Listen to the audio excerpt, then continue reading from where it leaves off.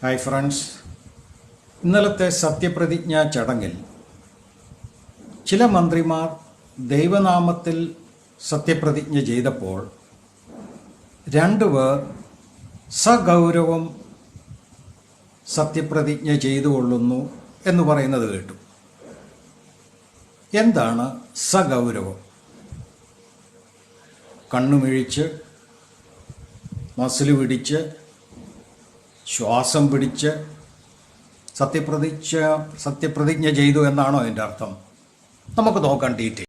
സഗൗരവം എന്ന വാക്കിൻ്റെ അർത്ഥം ഗൗരവമായി, ഭക്തിപൂർവം അല്ലെങ്കിൽ ആദരവോടെ എന്നാണ്. Solemnly, earnestly, seriously. സത്യപ്രതിജ്ഞാ ചടങ്ങുകൾ, ഔദ്യോഗിക പ്രതിജ്ഞകൾ എന്നിവയിൽ ദൈവനാമത്തിലോ മറ്റു മതപരമായ വാക്കുകളിലോ അല്ലാതെ അതീവ പ്രാധാന്യത്തോടെ പ്രതിജ്ഞ ചെയ്യുമ്പോഴാണ് ഈ വാക്ക് പ്രധാനമായി ഉപയോഗിക്കുന്നത്. ഗൗരവത്തോടെയുള്ള ഉറപ്പ്, സോളം ആഫർമേഷൻ എന്നാണ് ഈ വാക്കിൻ്റെ അർത്ഥം. ഉദാഹരണത്തിന്, സത്യപ്രതിജ്ഞാവേളയിൽ ഞാൻ സഗൗരവം പ്രതിജ്ഞ ചെയ്യുന്നു എന്ന് പറയുന്നു. ദൈവവിശ്വാസമില്ലാത്തവർക്കോ മതപരമായ വാക്കുകൾ ഒഴിവാക്കാൻ ആഗ്രഹിക്കുന്നവർക്കോ ഭരണഘടനയോടുള്ള തങ്ങളുടെ കൂറ് സ്ഥിരീകരിക്കാൻ ഈ രീതി തിരഞ്ഞെടുക്കുന്നു.